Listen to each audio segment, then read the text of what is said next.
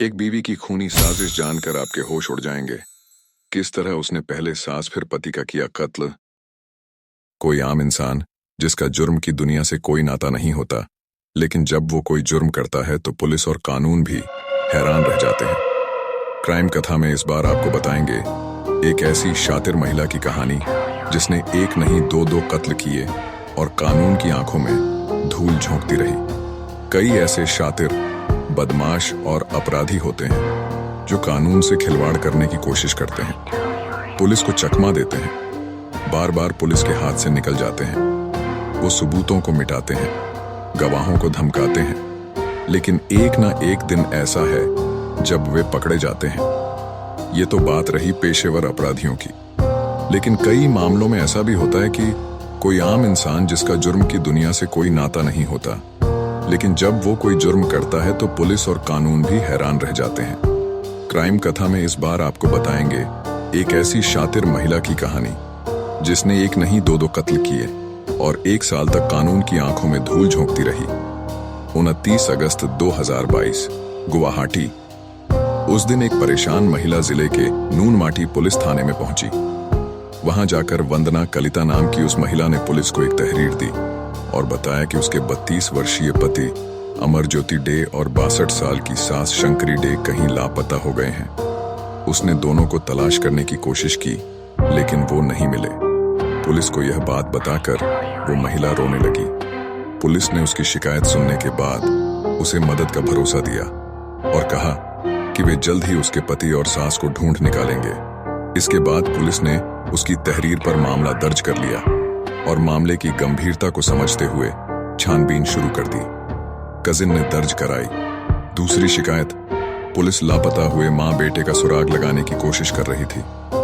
उनके बारे में सभी थानों को इत्तिला दी गई थी।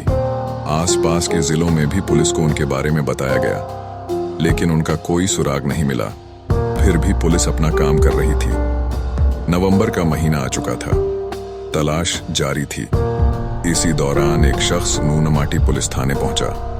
उसने खुद को लापता हुए अमरज्योति डे का कजिन बताते हुए पुलिस को एक तहरीर दी, जिसमें अमरज्योति डे और उनकी मां शंकरी डे के लापता होने की शिकायत के साथ साथ अमरज्योति की पत्नी वंदना पर भी शक जाहिर किया गया था।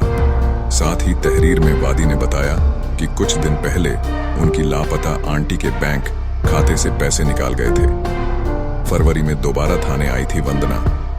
अब पुलिस के पास एक ही मामले की 2 शिकायतें दर्ज थीं, लेकिन दोनों ही शिकायतों में एक फर्क था। वो ये कि नई शिकायत में पहली शिकायत दर्ज कराने वाली वंदना कलिता पर ही शक जाहिर किया गया था। अब पुलिस भी अलग अलग एंगल से मामले की छानबीन कर रही थी। साल बदल चुका था। इसी दौरान 14 फरवरी 2023 को वंदना कालिता एक बार फिर पुलिस थाने पहुंची और वहां अपने पति और सास के बारे में पूछताछ की। पुलिस ने उसे जांच जारी होने की बात कहकर वहां से रवाना कर दिया। ऐसे हुआ इस केस का खुलासा। हालांकि पुलिस अब उस पर नजर रख रही थी। उसका नंबर भी सर्विलांस पर था। पुलिस उसकी लोकेशन ट्रेस कर रही थी। इसी दौरान पुलिस को उसकी गतिविधियों पर शक हुआ और पुलिस ने फरवरी 2023 में वंदना को उसके एक साथी के साथ गुवाहाटी से गिरफ्तार कर लिया। अब बारी थी तीसरे किरदार की, तो उसे भी पुलिस ने तिनसुकिया जिले से दबिश देकर गिरफ्तार कर लिया। वंदना के दोनों दोस्तों की शिनाख्त धंती डे का 32 और अरूप डे का 27 तौर पर की गई। जब पुलिस ने तीनों से पूछताछ की तो ऐसी खूनी साजिश निकलकर सामने आई जिसे जानकर सब हैरान रह गए। घर वालों के खिलाफ जाकर की थी शादी। पुलिस को छानबीन के दौरान पता चला कि करीब 12 साल पहले वंदना और अमरज्योति ने अपने परिवारों की मर्जी के खिलाफ जाकर शादी की थी। हालांकि बाद में अमरज्योति की मां शंकरी डे अपनी बहू और इस शादी को स्वीकार कर लिया था।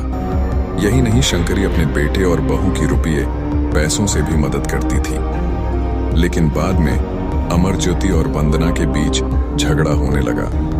अक्सर दोनों किसी न किसी बात पर झगड़ते रहते थे। जिम में नौकरी करने लगी थी वंदना। घर में विवाद और झगड़े की वजह से वंदना भी खासी परेशान रहने लगी थी। इसी वजह से उसने एक जिम में नौकरी कर ली।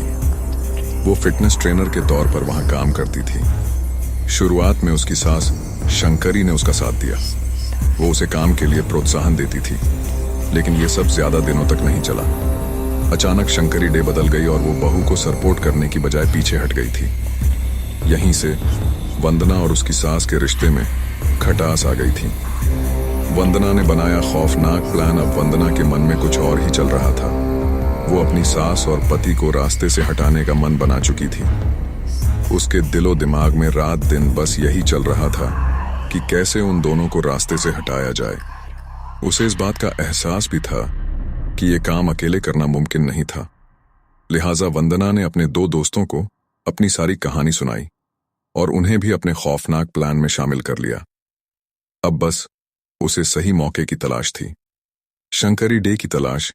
जब अमरज्योति डे वापस आया और उसने अपनी मां के बारे में पूछा तो वंदना ने बताया कि वो किसी काम से बाहर गई हैं, अभी तक लौट कर नहीं आई।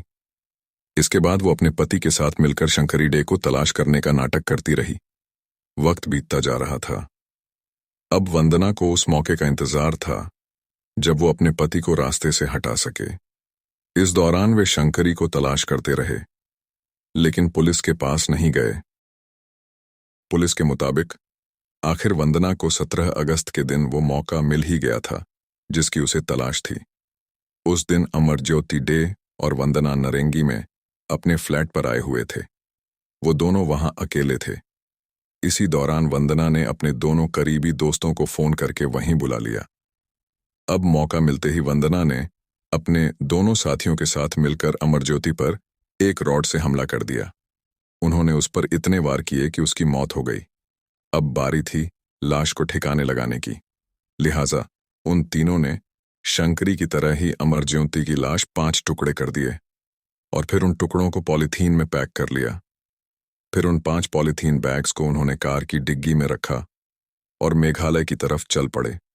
फिर बॉर्डर पार करके उन्होंने लाश के टुकड़ों को अलग अलग जगहों पर फेंक दिया और वापस लौट गुवाहाटी लौट गए। मेघालय से बरामद हुए लाश के टुकड़े पकड़े जाने के बाद वंदना कलिता ने पूछताछ के दौरान पुलिस के सामने दावा करते हुए बताया कि उसका पति नशा करता था। इतना ही नहीं, उसकी कई लड़कियों के साथ दोस्ती थी।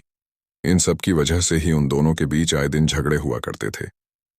पूछताछ के बाद गुवाहाटी पुलिस तीनों आरोपियों को पड़ोसी राज्य के उन ठिकानों पर ले गई जहां उन्होंने शंकरी डे और अमरज्योति की लाश के टुकड़े फेंके थे।